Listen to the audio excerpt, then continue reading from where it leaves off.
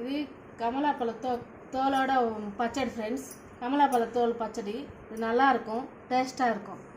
அதுக்கு தகுந்த பொருளெல்லாம் நான் சொல்கிறேன். தேவையான பொருள் தாளிக்கிறது கடுகு, வெந்தயம், தனியா, கொஞ்சோண்டு உளுந்து, ஒரு ஸ்பூன் அளவுக்கு உளுந்து எடுத்துக்கிட்டேன். எல்லாம் ஸ்பூன் தான் இருக்கும். ஒரு ஸ்பூன் உளுந்து, ஒரு ஸ்பூனு கடுகு, ஒரு ஸ்பூன் வெந்தயம், ஒரு ஸ்பூன் தனியா தாளிக்கிறதுக்கு. அப்புறம் ஒரு 20 காஞ்சி மிளகா, 20 காஞ்சி மிளகா ஃப்ரெண்ட்ஸ். 20 காஞ்சி மிளகா காரத்துக்கு. புளி அதுக்கு தகுந்த மாதிரி புளி வச்சுருக்க பாருங்க. இது புளி, தேவையான புளி. உப்பு 2 ஸ்பூன், பெரிய டீஸ்பூன் அளவுக்கு உப்பு. இது பூண்டு ஒரு 4 பல்லு பூண்டு, டேஸ்ட்டுக்காக பூண்டு போடுறேன். சரி, வேண்டான்னா நீங்கள் ஸ்கிப்ட் பண்ணலாம்.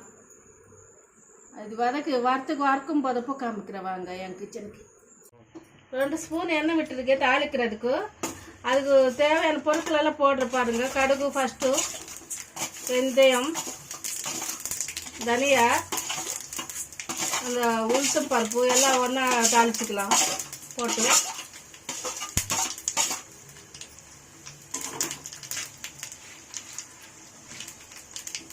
இந்த 20 காஞ்சி மிளகாய் எடுத்து வச்சுருக்கேன். இந்த 20 காஞ்சி மிளகாய் இதில் போட்டுக்கலாம். இதில் பச்சை மிளகாய் சேர்க்கக்கூடாது இந்த பச்சடிக்கு. காஞ்சி மிளகாய் மட்டும்தான். 4 பூண்டு எல்லாம் ஒன்றா தாளிச்சு வைக்கலாம்.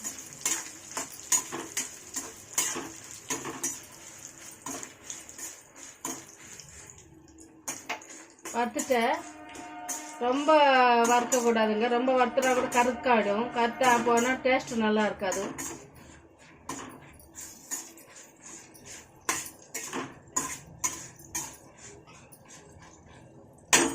இதில் நான் அந்த 2 ஸ்பூன் உப்பு போட்டு வைக்கிறேன். நான் சூடான உடனே போட்டு வச்சுக்கணும். அந்த பக்கம் இந்த பக்கம் நல்லா கருத்து போகிற மாதிரி வரணும். இது கமலாத்தோல்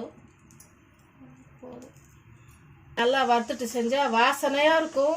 இஞ்சி பச்சடி மாதிரி டேஸ்ட்டாக இருக்கும். சூப்பர் டேஸ்ட்டாக இருக்கும். இது நல்லா சிகப்பாக வருது. நல்லா வறுக்கணும். ஆனால் நல்லா வறுக்கணும் இந்த தோல் மட்டும். ஒரு பழம் தோல். இது தோல் ஃபுல்லாகவே போடணும். டேஸ்ட் நல்லாயிருக்கும். நல்லா வெந்துச்சு. அந்த பக்கம் இந்த பக்கம் 2 பக்கம் இது இந்த அளவுக்கு சிகப்பு வந்தால் கூட போதும் ஃப்ரெண்ட்ஸ். நல்லா அப்படியான்னு கருக்க வேணாம். கருத்தா கூட மறுபடியும் டேஸ்ட்டு மாறிடும். இந்த சிகப்பாக வந்தால் போதும். பொருட்களெல்லாம் இருக்குல்ல, வெந்தயம், தனியா,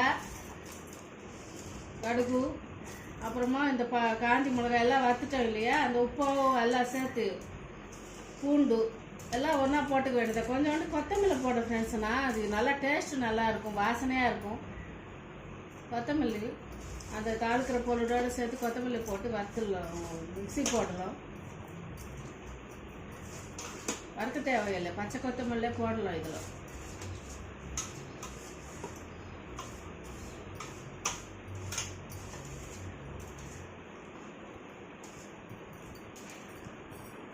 இது மிக்ஸி போட்டதுக்கப்புறம் அந்த புளி போடணும். நம்ம இடையிற மாதிரி தான் புளி போட்டு மறுபடியும் இன்னொரு வாட்டி அடிச்சிடலாம். ஊற வச்ச புளி இருக்குது, ஃபஸ்ட்டு காமிச்ச புளி, அது போட்டு இன்னொரு வாட்டி அடிச்சிக்கலாம். கொஞ்சமாக தண்ணி விட்டுட்டு, ஜலம் விட்டுட்டு தோல் போடணும் ஃப்ரெண்ட்ஸ்.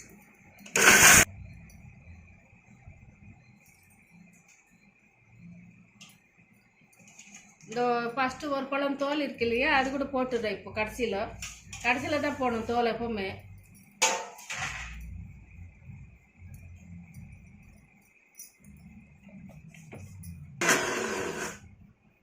பச்சடி ரெடி ஆகி போச்சு பார்த்தீங்களா ஃப்ரெண்ட்ஸ். பச்சடி ரெடி ஆயிடுச்சு. இந்த பச்சடி சாப்பாடுக்கு நல்லாயிருக்கும். இது தோல் இல்லையா, கமலாத்தோல், அவ்வளோ நல்லது உடம்புக்கு. இது